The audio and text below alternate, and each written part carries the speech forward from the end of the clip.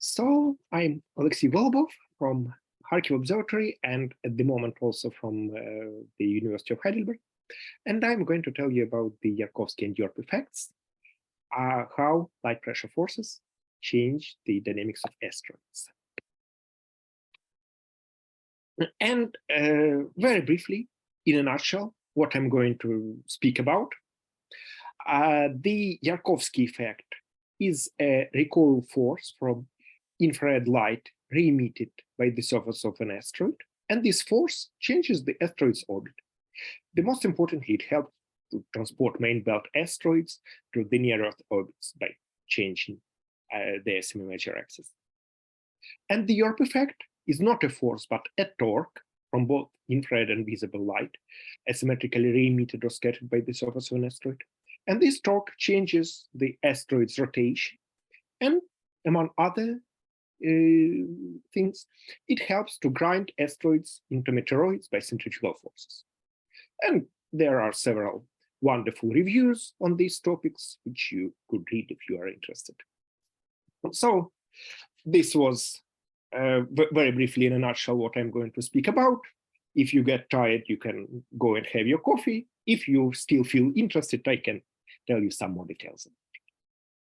And I'll start with the Yarkovsky effect, which, as you can guess, was invented by the person named Yarkovsky.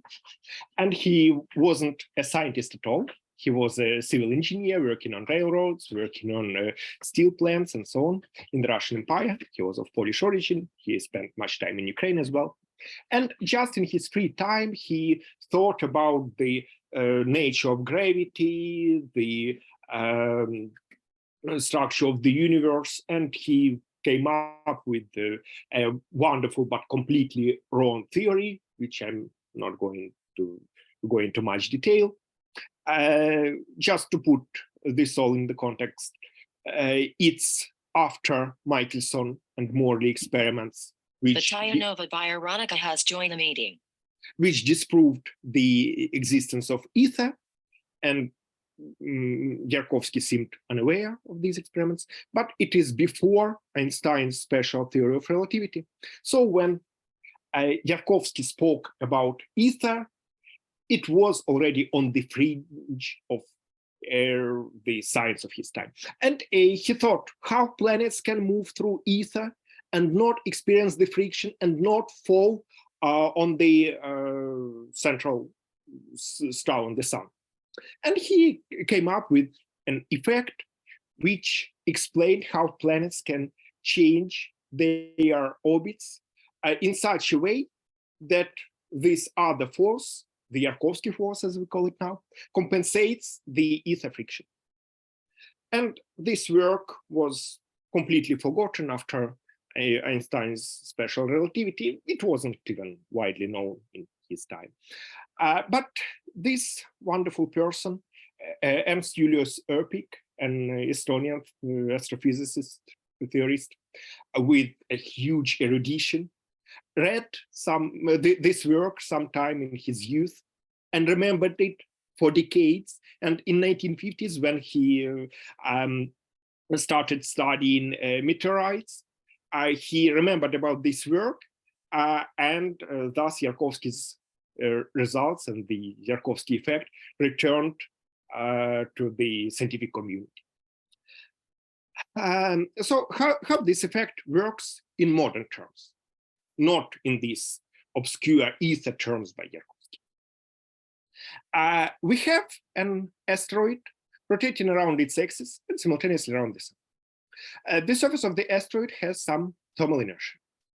And that's why the highest temperature of the points on the asteroid is attained not in the midday, but sometime later in the afternoon, because the surface needs some time to get heated through.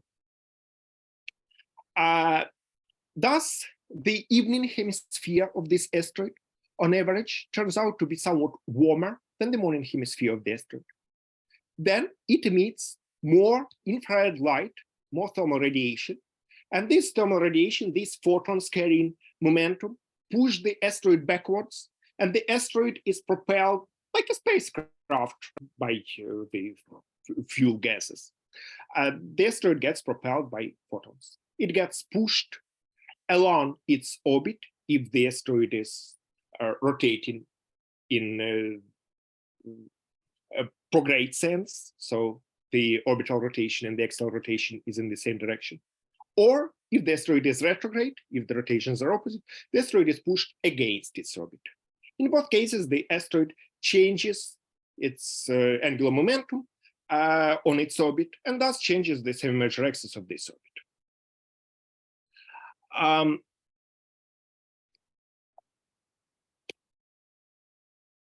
So this effect now is not just a theoretical abstraction. It was proved by observations for some 250 asteroids, and more detections are expected from Gaia. Karolina Zadura has just submitted her article on this subject. Sorry, it's going to be 2023, I think. I hope. So there were radar observations which tested where an asteroid should have been if been on a purely gravitational orbit. And it turned out that the asteroid was in a different position. Or similarly, with an astrometric observation, asteroid was expected to be somewhere and it turned out to be in a different position. So such feats to observed orbits of asteroids prove the Yarkovsky effect and allow to measure it. And this effect is also very important for some processes on asteroids. For example, think about the population of near-Earth asteroids. So this is the Sun, this is the Earth, an orbit of some near-Earth asteroid. And such orbits are unstable. They get constantly perturbed by planets, and these asteroids live in the near-Earth area just for some 10 million years. And after this time, these asteroids either collide with planets or fall on the Sun or get expelled from this solar system, or from the interior solar system, at least by gravitational perturbations. So the age of the solar system is some 3 orders of magnitude longer. And it means that as we still observe these asteroids, the population of them needs to be supplied from the main belt all the time. How does it happen? We know that there are Kirkwood gaps in the asteroid belt. The mean motion resonances with Jupiter, and if an asteroid turns out to be in this resonance, it gets resonant perturbations from Jupiter, and it changes its orbit dramatically, and with some probability it gets caught to a near-Earth orbit. So this is resonance, and from resonances, asteroids can come to the near-Earth area. There are also some more complicated resonances, like secular resonances with Jupiter and Saturn and so on. But how do asteroids get to these resonances? We see that the Kirkwood gaps are almost empty. New asteroids must come to these Kirkwood gaps. And it turns out that they come mainly due to the Yarkovsky effect from the neighboring area of these resonances. So the Yarkovsky effect changes the asteroid's orbit by several percent. The asteroid enters the resonance, comes to the near-Earth orbit, and maybe kills dinosaurs or humanity, whoever. But the Yarkovsky effect is not only before, it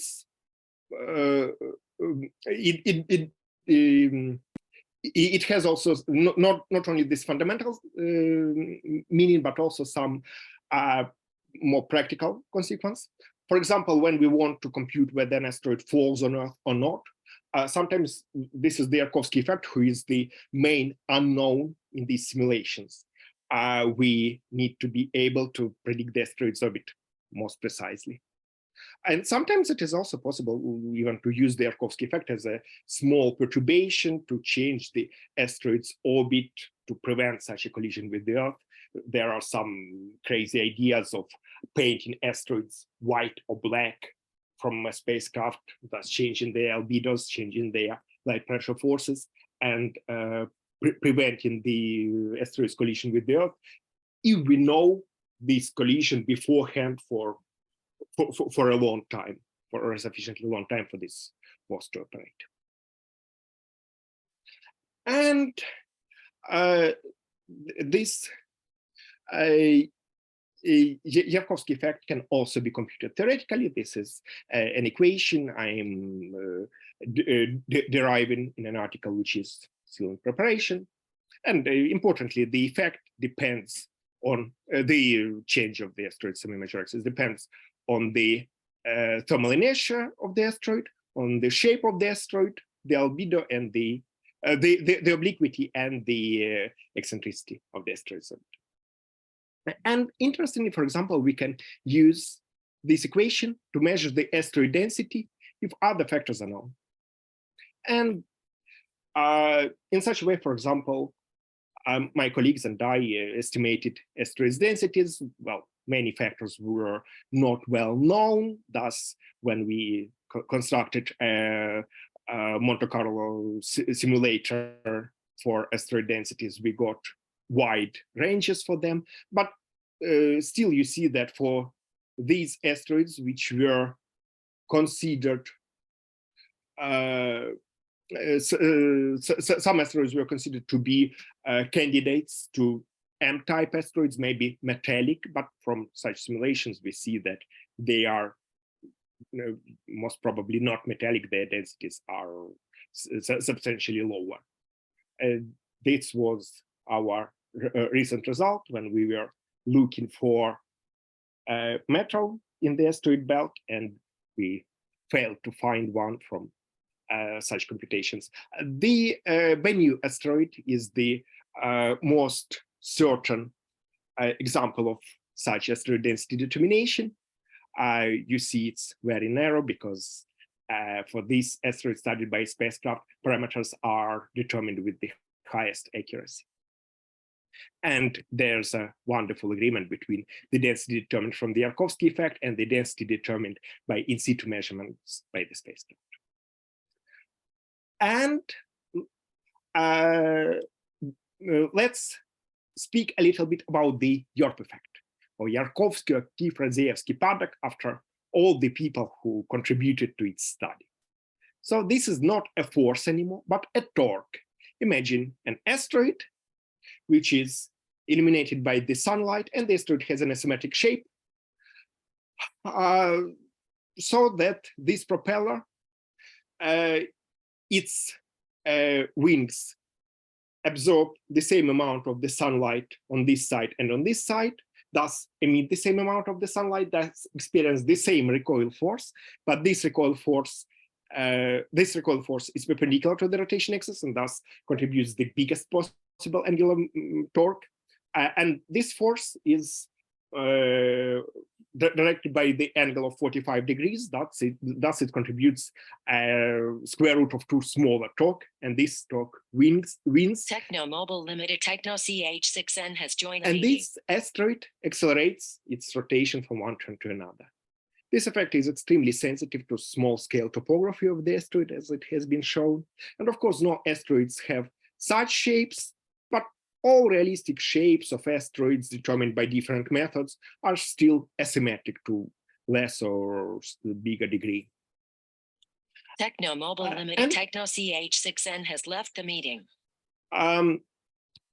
Also, even if the shape of the asteroid is perfectly symmetric, it is possible to for this asteroid still to experience such effect due to boulders lying on the surface of an asteroid, which get heated from one side in the morning, from the other side in the evening. And the heat conduction problem in boulders is non-linear. And it turns out that each boulder on average can emit more light to the west than to the east. And all these boulders combined push the asteroid surface in the tangential direction. We call this effect the tangential YORP. It's smaller than the normal YORP, which has been proposed previously. But the normal YORP acting on other patches of the asteroid surface largely compensates each other, while the tangential YORPs largely add up. And even if the asteroid shape is just wavy, if that's a regolith which is not flat, still the tangential YORP can appear, as we showed with Nika Lipatova, whose talk on a different subject you will hear tomorrow. So the YORP effect has also been confirmed observationally for about 10 asteroids, for which we observed their light curves, how their brightness change as the asteroids rotate. And it turned out that the asteroids rotate with some acceleration. And because of this, the rotation curve gets shifted and some phase change accumulates, a parabolic phase change corresponding to a constant angular acceleration. And this angular acceleration can be measured for such asteroids as, for example, we measured for asteroid Bennu, which was studied by the CH-6N has joined the meeting. Space mission. And we studied what happens to asteroids if they experience this YORP torque all the time. CH-6N has left the meeting. So these are the two equations which describe how the angular velocity and the obliquity, the angle of the asteroid's orientation, change with the time. These are the two components of the YORP torque, for which we found approximations which work well for many asteroids. And we integrated these equations, and we found out that asteroids start from slow rotation, speed up their rotation, and then slow down their rotation back. Well, this is not the universal behavior, but this is the most frequent. And here at disruption, the theories don't work. Such asteroids can alter their shapes, lose mass, form binaries. And asteroids which rotate very slow can tumble, and again, their behavior can be more complicated outside of this scope. What happens here is called YORP cycle. So asteroids start from slow rotation, speed up and come back, speed up and come back, and they can lose mass on each of such cycles. And these YORP cycles are not universal. There are possibilities of some equilibria, and we describe some of such equilibria in our articles. For example, the normal YORP and the tangential YORP can compensate each other, or an asteroid can find a place where the normal YORP is exactly zero. It is also possible if the thermal inertia of the asteroid is taken into account. Or, for example, an asteroid can start altering its shape, change the YORP effect, and find such a shape when the YORP effect gets negative. The asteroid starts slowing down, and the shape changes once again, and the YORP effect gets positive. Such possibility was also described, and it is also possible for an asteroid to find an equilibrium in such way. So maybe we are running out of time. So can you go and I'm coming to the conclusions. Perfect. And I just want to mention that the Yarkovsky and YORP effects are both driving forces of evolution of kilometer-sized asteroids. Both effects are measured observationally.